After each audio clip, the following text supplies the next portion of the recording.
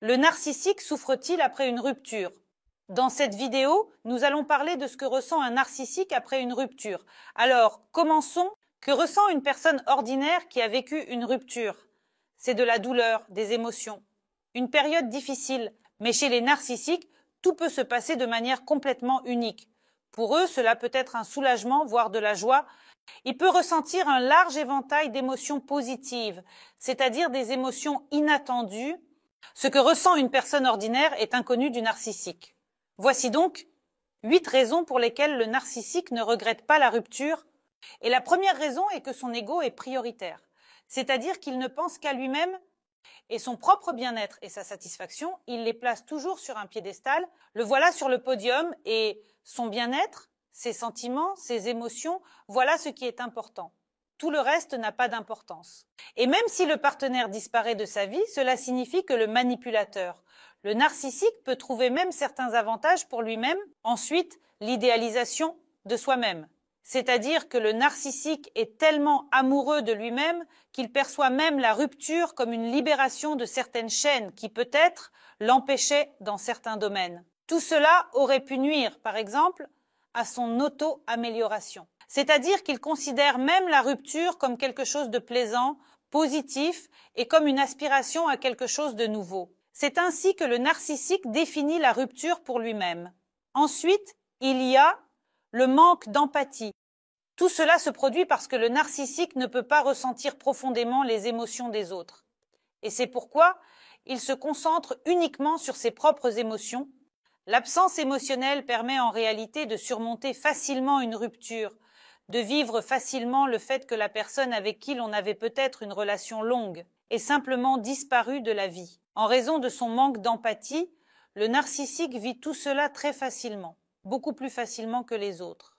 Et il ne ressent absolument aucun remords, car il pense à lui-même. Ensuite, il y a le besoin constant de nouveauté, c'est-à-dire que le narcissique vit la rupture et pense « eh bien c'est merveilleux, cela signifie qu'il y a quelque chose de nouveau devant moi, quelque chose d'intéressant à venir, donc de nouveaux partenaires, tout sera plus beau, plus intéressant, plus heureux, et ainsi de suite. » Les relations passées, par exemple, ralentissaient sa croissance, c'est-à-dire qu'il pense maintenant que ses anciennes relations l'ont freiné, l'ont gêné, et il ressent maintenant un certain soulagement, après la rupture, comme s'il accédait à un nouveau niveau, comme une possibilité d'avancer, de recevoir une nouvelle attention. Je viens de le dire, cela signifie que le narcissique commence à comprendre qu'il peut recevoir plus d'attention, qu'il peut maintenant se sentir plus léger, mieux, et qu'il va vivre sa vie de manière encore plus éclatante. C'est-à-dire que pendant qu'une personne vit les émotions de la rupture, en passant par une certaine étape, elle souffre ni entre dans un état de dépression, à ce moment-là, le narcissique renonce très facilement à ses relations et considère que tout ce qui était là le retenait, ne lui permettait pas d'avancer. C'est-à-dire qu'il va maintenant vivre encore mieux, avancer encore plus. En d'autres termes, la sphère émotionnelle du narcissique est absolument très pauvre. Ensuite, il n'est pas prêt à assumer la responsabilité de la relation. Comme le narcissique ne prend jamais la responsabilité de la relation, il blâme toujours son partenaire, se justifiant en disant que la relation a échoué uniquement parce que le partenaire ne s'est pas suffisamment investi, n'a pas fait quelque chose pour cette relation ou n'a pas accompli certaines choses pour cette relation, c'est-à-dire que la faute incombe naturellement à l'autre personne. Le narcissique ne ressent aucune culpabilité. Passons à autre chose, la peur de perdre le contrôle. Le narcissique contrôle en réalité très fortement lui-même. Il a l'habitude de contrôler tous les aspects de sa vie. Mais quand on commence à le contrôler, c'est là que cela devient difficile pour lui. Il ne peut pas le vivre. Et la rupture est comme un acte de libération de celui qui essayait de le contrôler. Encore une fois, le narcissique peut ressentir de belles émotions à ce moment-là et une compétitivité accrue.